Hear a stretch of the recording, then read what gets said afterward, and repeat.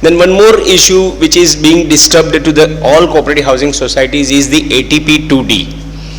This issue is a burning issue because lot many governments, lot many states in the pan India is rendering different. पहले हम लोग इसको touch up कर लेते हैं कि any cooperative housing society is keeping its extra money by way of fixed deposit with another cooperative bank, and they are getting interest on that fixed deposit from a cooperative bank. It is exempt under ATP 2D. That is the section says. But section में ATP 2D में वो cooperative bank नहीं लिखा है, वहाँ any cooperative society earning interest from other cooperative society करके लिखा है. Hitherto we have been arguing, and in Mumbai hundreds of decisions have come in the cooperative housing society saying that interest earned by a cooperative housing society from the fixed deposits kept with a cooperative bank is exempt because cooperative bank is a cooperative society. Primarily every cooperative bank has to be a cooperative society, then they apply license to the Reserve Bank of India for banking license, and then they become a cooperative bank. Maybe a cooperative bank, maybe a state cooperative bank, multi-state cooperative bank, but it has to be a cooperative bank.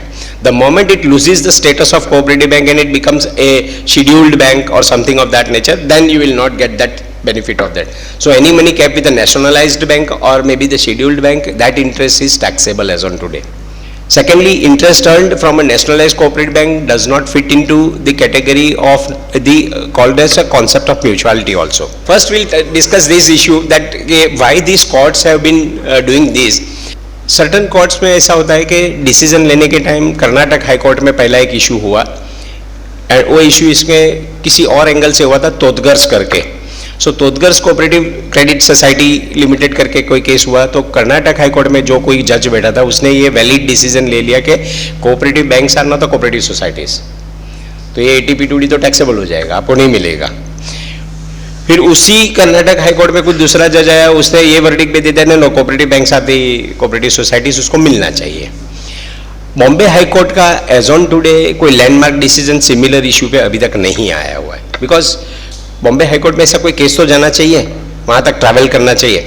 अब supreme court के पास अभी तक ये matter गया नहीं है, but एक supreme court के पास मैटर जो जाता है वो मई वाली कोऑपरेटिव हाउसिंग सोसाइटी के लिए गया था. उसमें cooperative bank supreme court has taken a decision that वो सारे अदर डिसीजन जो दिए वो ATP 2D पे नहीं थे, that was on ATP 2AI और ATP 4 और something, so it can not be made applicable all together to cooperative housing.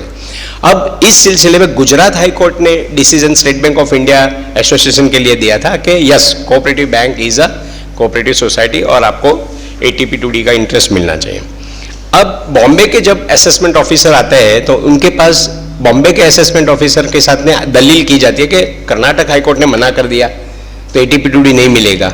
Argument क्या हुआ कि अगर पैन इंडिया सारी कोर्ट्स है जिसमें मेरी खुद की कोर्ट बॉम्बे में बैठा और मेरी बॉम्बे की कोर्ट अभी साइलेंट है, कुछ नहीं बोलती है, और दूसरी कोर्ट कुछ बोलती है, जैसे कर्नाटक बोलती है नहीं देंगे और गुजरात बोलता है देंगे, तो हम तो वही फॉलो करेंगे जो हमें फेवर में आता है, हम क्यों कर्नाटक को फॉलो करें.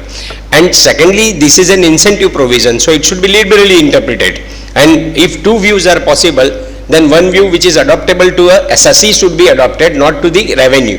That is the law which says. So based on that Mumbai tribunal हर एक केस में ATP 2D अभी अलाउ कर रही है. अब सुधार जी ने जो अभी बताया कि काफी कुछ केसेस में डिसअलाउ होके बेंगलोर से ही हमारा जो रिटर्न आता है उसमें ATP 2D डिसअलाउ होता है. The basic reason is that there is some defect in filing the ITR.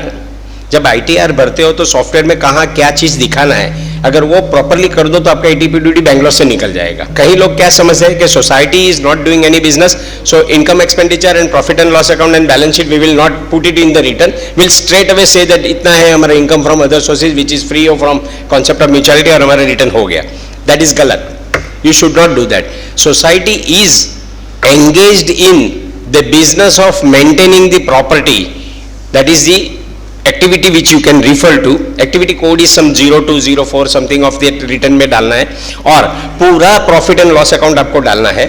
पूरा प्रॉफिट एंड लॉस अकाउंट डालोगे, उसमें आपका जो इंटरेस्ट आता है कोऑपरेटिव बैंक से, वो इंटरेस्ट की एक जगह पे सेक्शन सीरियल नंबर 14 1 and 2 में आता है, वहां डिस्क्लोज करना है, and then you claim the ATP 2D. आपका बेंगलोर से निकल जाएगा, because Bangalore is managed by IT.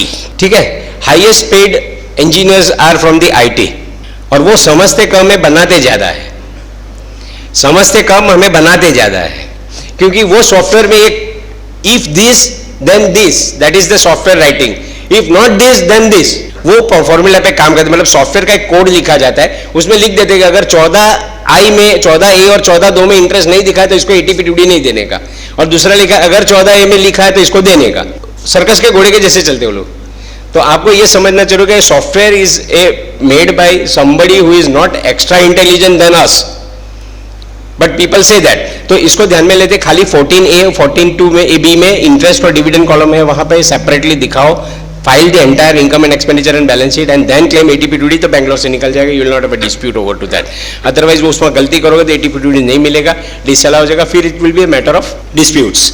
तो उसे एक इंटरेस्ट के लिए इतना काफी तो है, बट ATP2D में अमेंडमेंट सरकार क्यों नहीं कर रही है?